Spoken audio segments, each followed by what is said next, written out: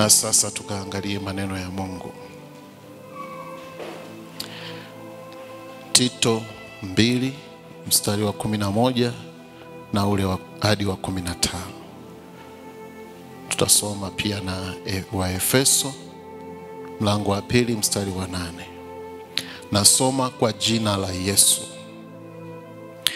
Maana neema ya Mungu iwaokoayo wanadamu wote imefunuliwa, nayo yatufundisha kukataa ubaya na tamaa za kidunia, tupate kuishi kwa kiasi na kwa haki na utauwa katika ulimwengu huu wa sasa, tukilitazamia tumaini lenye baraka na mafunuo ya utukufu wa Kristo Yesu, Mungu mkuu na Mwokozi wetu, ambaye alijitoa nafsi yake kwa ajili yetu ili atukomboe na maasi yote na kujisafishia watu wawe miliki yake mwenyewe, wale walio na juhudi katika matendo mema.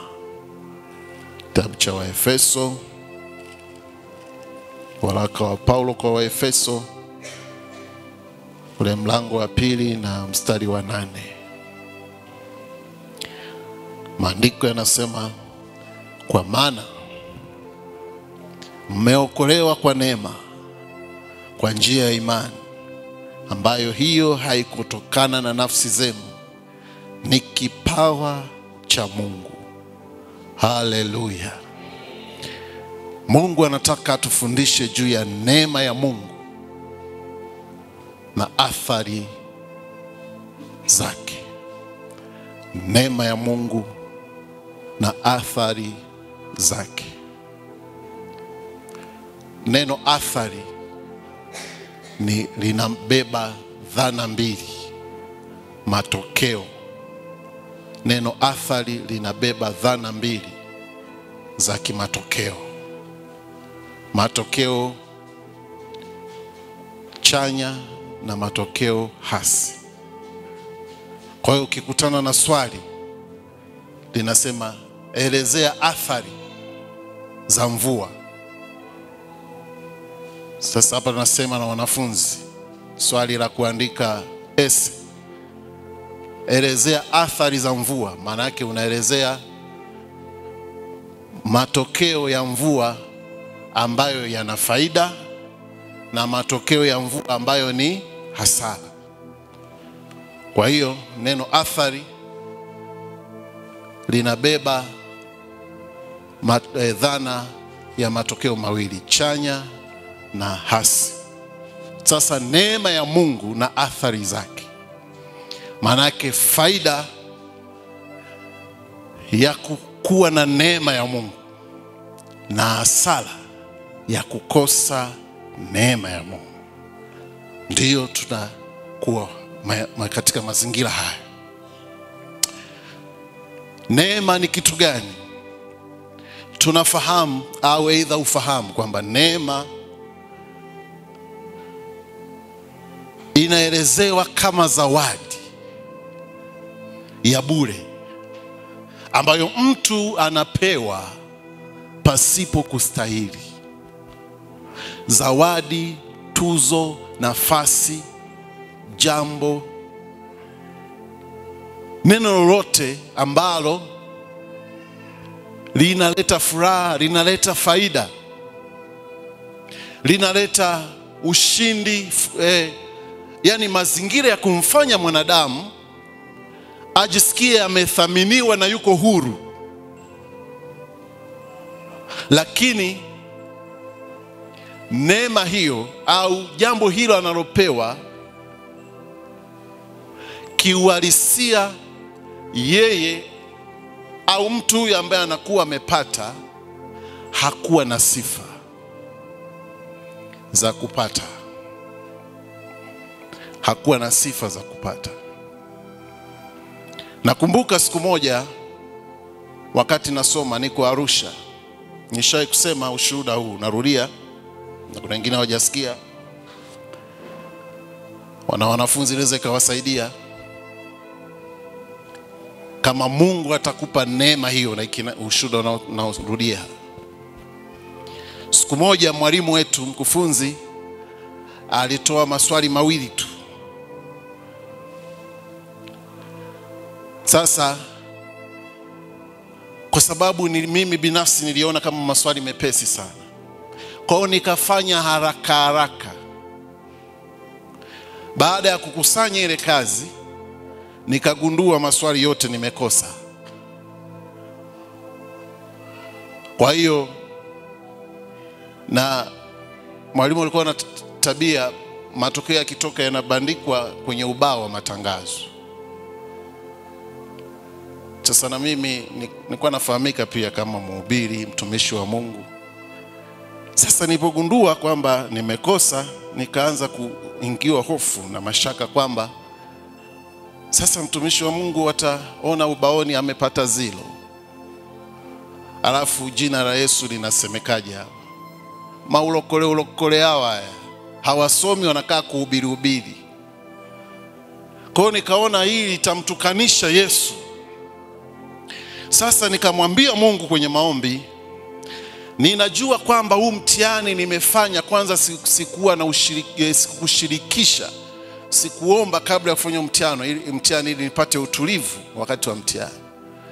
Na hii wanafunzi ambao mmeokoka, jifunze kabla ya kufanya mtihani, mwambie Mungu akupe ufahamu wa utulivu, ili Mungu akupe ufahamu sahihi wa kile unachokifanya. Unasoma maelekezo, unafanya mtihani kwa usahihi. Kwa hiyo nikatubu mbele za Mungu kwamba Mungu nisamehe, maana sikushirikisha wakati naanza mtihani. Nimefanya haraka nikijiamini kwa sababu niliona maswali nayaweza, kumbe nimekosea. Kwa hiyo napata zero. Nikamwambia sasa Mungu nisaidie angalau nipate 60 tu. 60, nipate 60 katika zero. Sawa? Ni maombi magumu kidogo, si ndio? Yaani unataka huu ukuta uwe mlango wakati mlango uko huko. Si ndio? Hata ungekuwa unanisikiliza ungeniambia acha ujinga wewe. Hiyo zero, si ndio? Kwa hiyo nikajipa ujasiri na nikaamini.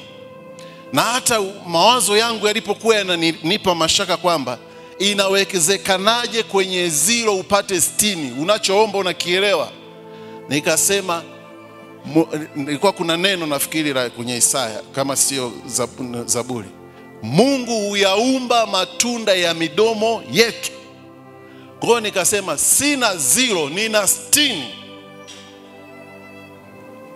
Haleluya. Matokeo yalipokuja, kiukweli wakati tunapewa matokeo moyo ulikuwa unadunda, ila najipa ujasiri, Bwana amefanya. Huku moyo unafanyaje? Unajua maandiko yanasema tuishindanie imani. Kwa hiyo nilikuwa nashindana na nafsi yangu. 0 60 0 60 0 60 0 60. Nilipopata matokeo yangu nikawa na 64 katika 0. Bwana asifiwe. Sasa nikasema hii karatasi yangu hii hapasi kuiona mtu. Maana wakishaiona watu watauliza, wewe umepataje 64 na hizi ni 0?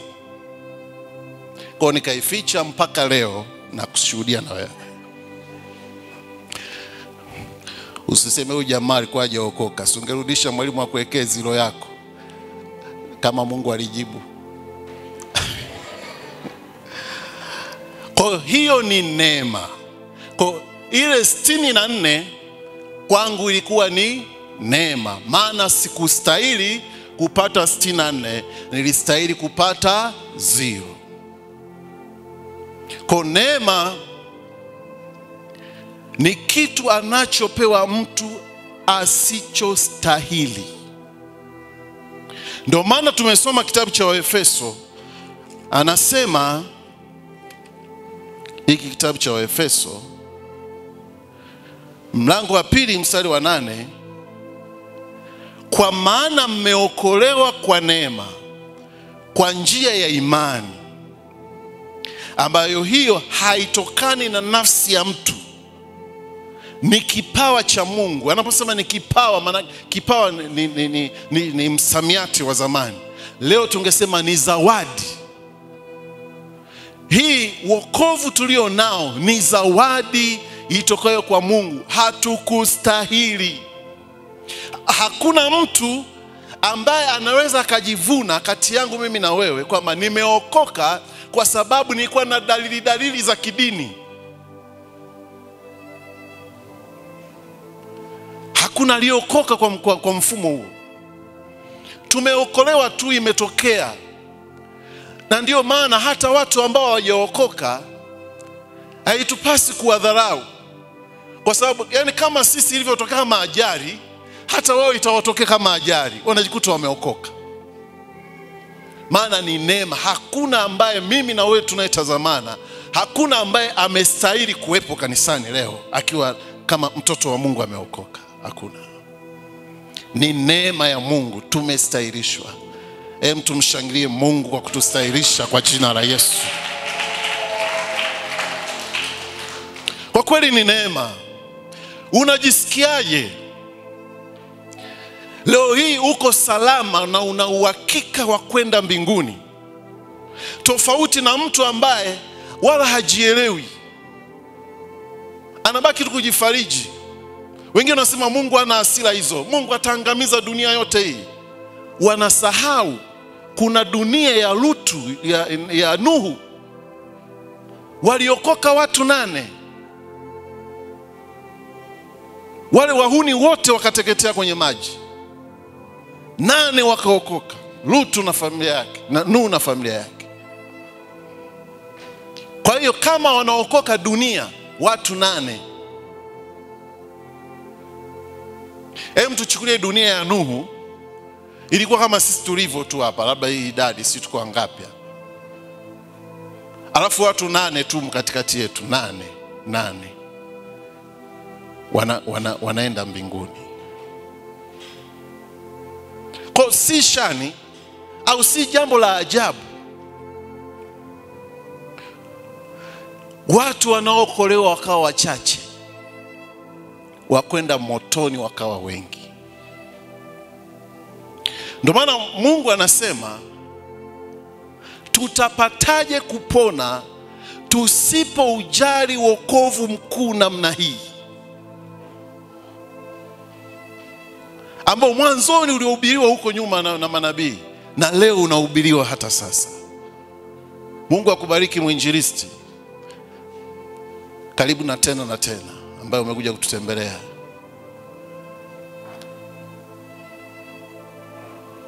Ndugu yangu, mimi na wewe ni matokeo ya neema ya Mungu. Sasa tumesoma kitabu cha Tito, ambapo ndipo ujumbe mkuu Mungu anataka kusema nasi ya mchana wa leo kwa habari ya neema. Tito 2 mstari wa 11 hadi wa 15 nimesoma. Anasema, maana neema ya Mungu iwaokoayo wanadamu wote imefunuliwa, nayo ina kazi hii: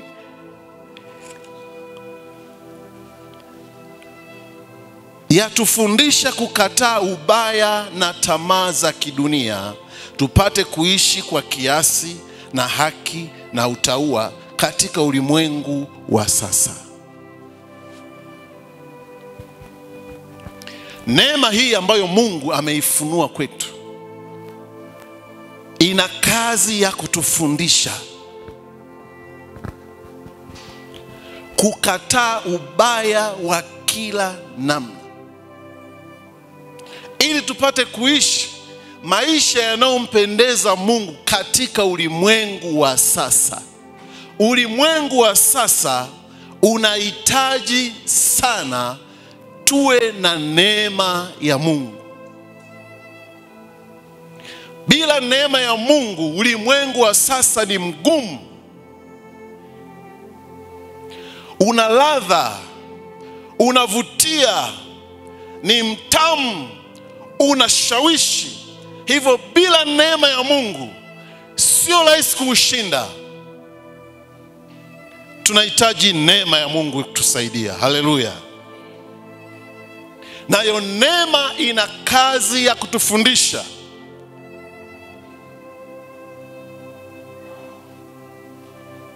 Kama kweli umeokoka, iko neema ya Mungu juu yako. Na kuna wakati neema inaweza ikaondoka. Na leo nimesema athari za uwepo wa neema au kutokuwepo kwa neema juu ya mtu aliyemwamini Yesu. Neema inapokuwa juu ya mtu, inamfundisha kukataa ubaya wa kila namna, ili aweze kuishi maisha ya uchaji wa kimungu katika ulimwengu wa sasa. Na nimekwambia ulimwengu wa sasa una ladha, ni mtamu, unavutia. Hakuna asiye utamani ulimwengu wa sasa kama neema iko mbali na wewe. Uovu, ndugu zangu, una ladha. Dhambi ni tamu. Kinachotufanya tushinde dhambi ni neema ya Mungu. Haleluya. Neema ya Mungu inapokukalia, inakufundisha kukataa ubaya wa kila namna. Neema inapokuwa mbali nawe, sio rahisi kuushinda ulimwengu wa sasa.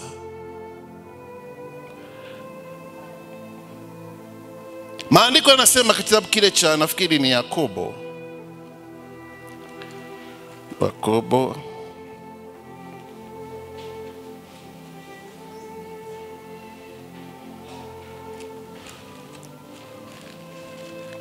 Janifike. Kitabu cha Yakobo.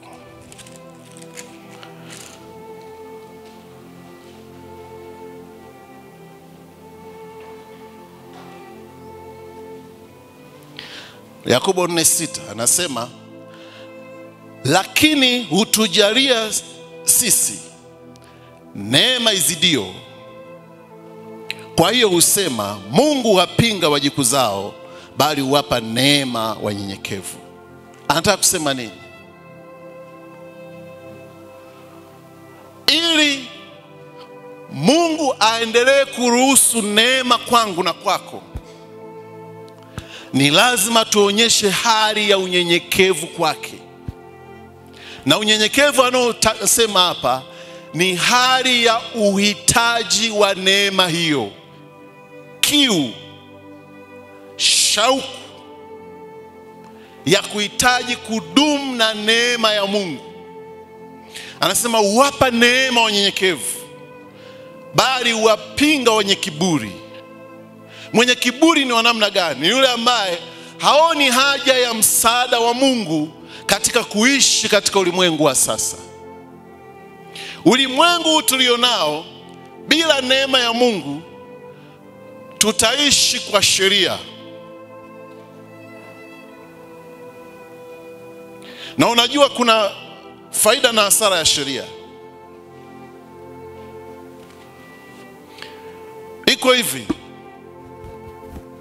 kanisani kama hatuna neema, tutaishi kwa sheria. Na zile sheria zitakuwa zinamwangalia mtu. Mfano tukisema tuwahi ibada au tuje kwenye ibada siku fulani, itakuwa kama vile shuleni wanafunzi wanaulizia wiki ijayo ni zamu ya nani? Maana wanafunzi wanaishi kulingana na zamu ya mwalimu.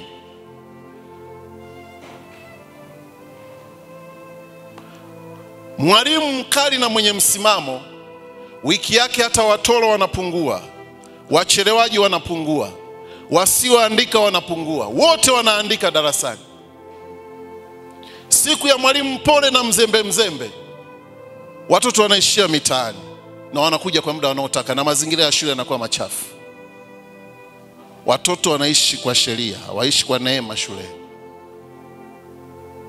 Kwa hiyo tusipokuwa na neema, tutakaa kanisani kwa kumwangalia mtu. Leo mchungaji yupo, leo yupo hajasafiri. Si nilisikia anasafiri, wana uchaguzi huko wa kanda. Yupo mtu atawahi na atakaa vipindi vyote kanisani. Siku akijua mchungaji amesafiri, naye anasafiri na mchungaji, kwa sababu anaishi kwa sheria, haishi kwa neema. Kwa hiyo anatii kwa sababu aliyemwagiza anamuona na yuko mbele yake. Lakini neema ina tabia ya kutufundisha na kutuwezesha na kutustahilisha. Mtu aliyejaa neema, iko sheria ya Bwana moyoni mwake. Hahitaji urudie mara mbili kumwelekeza. Anajua kwamba hili ni baya, hili ni zuri, hili sifanyi, awepo nani asiwepo nani. Neema imenifundisha kukataa ubaya wa kila namna. Neema iangalie mazingira, kwamba sasa ni usiku, hakuna anayeniona, nijiachie. Neema iwe usiku, iwe mchana, iwe peusi, iwe peupe, inakufundisha kukataa ubaya wa kila namna.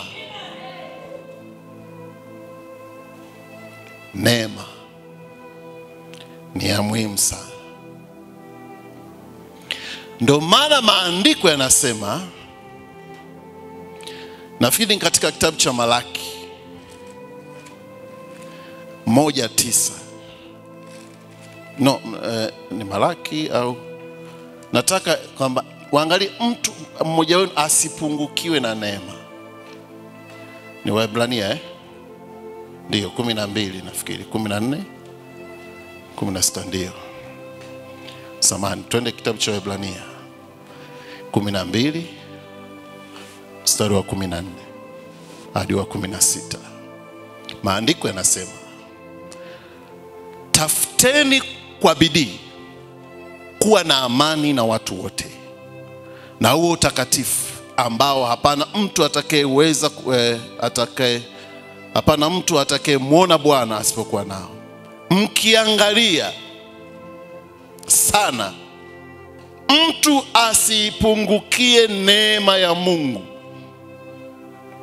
shina la uchungu lisije likachipuka na kuwasumbua na watu wengi wakati wa unajisi kwa hilo. Kwa neno linaonya, angalieni miongoni mwetu mtu asije akapungukiwa na neema. Maana akipungukiwa na neema, kitakachoibuka ndani yake ni shina la uchungu ambalo litasumbua wengine na kuatia unajisi. Maana yake nini? Neema ikipungua kwa mtu au ikiondoka kwa mtu, tabia za mwili zinachukua nafasi. Maana ule uwezo wa kudhibiti mwili na kukuwezesha kushinda katika ulimwengu huu wa sasa, kumbuka tulikotoka, ile neema inatusaidia kuishi ulimwengu wa sasa. Si ndio maandiko yamesema? Na nimekwambia ulimwengu wa sasa ni mtamu, una ladha, ni mzuri, unavutia. Neema ikipungua, mtu hata kama yuko kanisani anauishi ulimwengu wa sasa. Maana neema imepungua, hakuna kinachomfundisha. Anaona nyeusi na nyeupe ni rangi moja. Ndio maana anasema, angalieni mtu asije akaipungukia neema, shina la uchungu likachipuka na kuwasumbua wengine.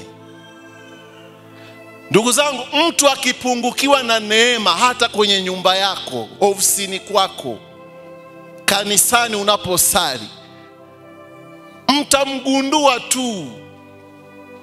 Maana atakuwa na makwazo, ana vitu vingi vya kunajisi. maneno yake hayana neema, mkaidi, mkali, mkorofi, hana majibu ya heri, ni ana majibu ya shari. Wanasema dry, anakata tu. Sinisumbue. Kwani wewe uoni? Sikile pale. Nenda mwenyewe. Kachukue, una mikono, wewe una miguu. Amepungukiwa na neema. Shina la uchungu limeinuka, lina wanajisi wengine. Mtu akipungukiwa na neema, hata mambo ambayo alikuwa anasema ni dhambi anaanza kuyaona ni sawa. Neema ikipungua, dhambi na uovu vinafanana, kwa sababu neema imepungua kwa mtu. Neema ikirudi, yale aliyoyachukia anayachukia tena. Neema ikiondoka, aliyoyachukia anayapenda tena. Ukiona una hali hiyo, ujue kuna neema imeondoka kwako. Unatakiwa uirudishe ili ikusaidie, ili tuweze kuishi katika ulimwengu wa lini? Wa sasa. Hivi ninavyoongea ulimwengu wa sasa, unanielewa vizuri wewe? Ulimwengu wa sasa, mtamu, unavutia. Neema ikiondoka, huwezi kupambanua umevaa ama umevua, si ndio? Neema ikiondoka, huwezi kupambanua kwamba nimevaa au nimevua. Lakini neema ikiwa juu yako, unajua hili vazi halimstahili mtakatifu. Ikiondoka neema, yote ni ya kwako. Neema ikiwa juu yako, unakuwa selective, una machaguo ya marafiki, una machaguo ya makundi. Lakini neema ikiondoka, makundi yote ni ya kwako. Kwa hiyo kanisa la Mungu, tunahitaji kuilinda neema ya Mungu, ili shina la uchungu lisije likachipuka na kuwasumbua wengine na kuwatia unajisi. Hebu imagine, anatokea mama hapa, neema imempungukia, anaingia kanisani, hajui kwamba amevaa ama amevua. Hebu niambie, hilo shina la uchungu hilo halitawanajisi wengi? Labda kama amepigwa mapazia kwenye macho. Neema ni ya muhimu kanisani. Tajua mimi ni mtumishi wa Mungu, nivaeje? Kiwa na neema, tajua hivi vidontachi vinavyovaa hivi vinamfaa mtumishi wa Mungu. Unajua dontachi wewe mzee?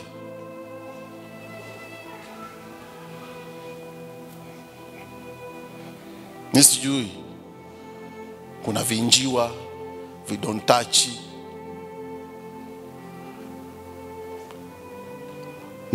Neema ikiwepo, unaona hii vazi sio la mtumishi.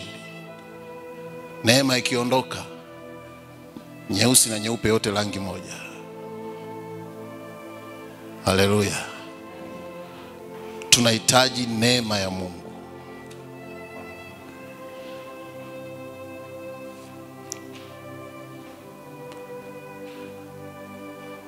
Hatupasi kuishi kanisani kwa sheria, ila kila mmoja wetu anapasa kujua kuiweza nafsi yake kwa neema iliyo juu yake, bila kuomba Mungu akujalie neema. Na niseme hivi, narudia kwa uelewa, neema ndiyo inayotuwezesha kushinda ulimwengu wa sasa, sio mimi na wewe. Mimi nashinda kwa sababu ya neema. Neema ikiondoka, mimi ni mtu dhaifu, hakuna naloweza. Kwa hiyo wajibu wangu ni kulinda neema ya Mungu isiondoke kwangu. Kwa hiyo wajibu wetu kanisa ni kuhakikisha kila mmoja amejaa neema ya Mungu. Maandiko yanasema hutujalia neema izidio.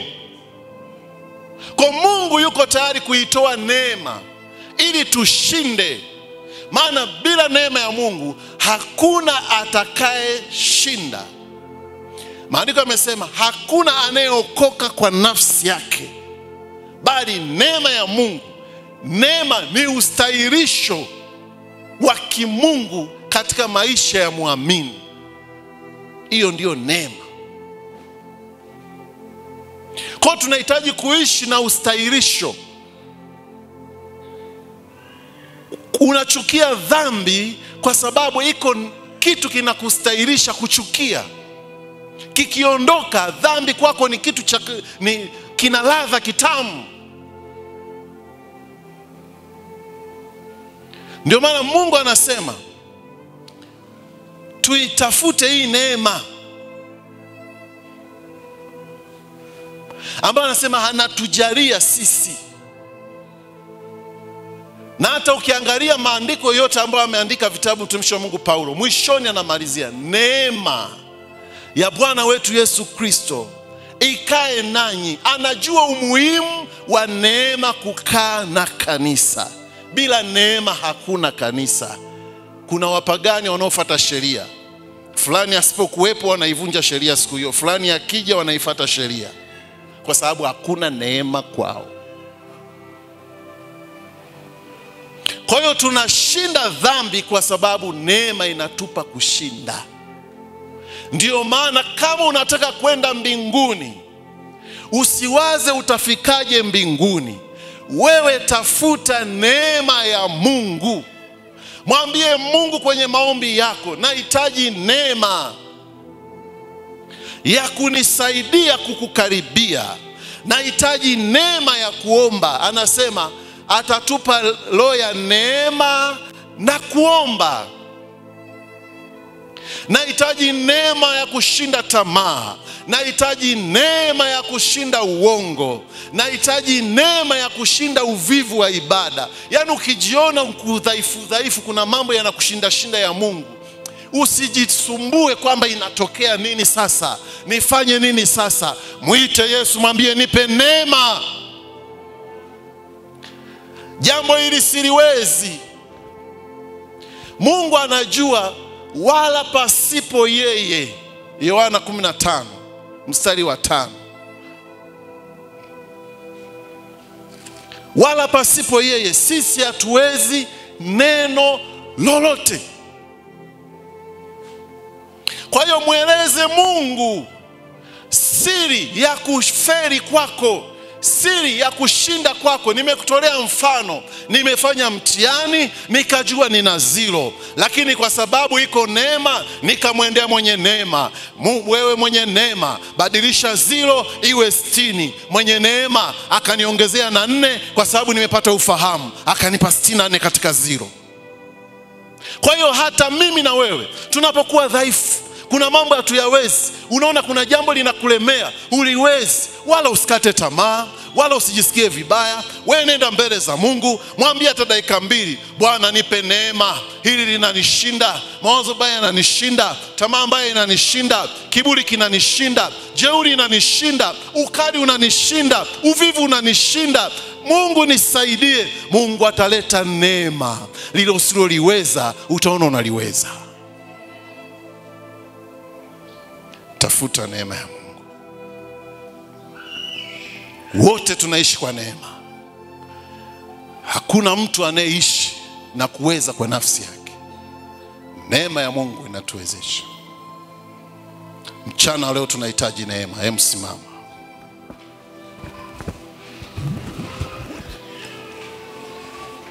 Nasikia imetosha. Nasikia imetosha, ila tuombe neema ya Mungu. Neema ya Mungu. Mchana tunahitaji neema ya Mungu. Unahitaji neema ya Mungu. Neema ni kitu cha thamani kuliko unavyofikiri. Hicho ndo kinatufanya hivi tulivyo. Tunakuwa watoto wa Mungu kwa sababu ya neema. Tunapona kwa sababu ya neema. Tunafunguliwa kwa sababu ya neema. Wakati mwingine hutahitaji kuwekewa mikono, ukijua namna ya kuitumia neema ya Mungu. Tamani kujaa neema ya Mungu.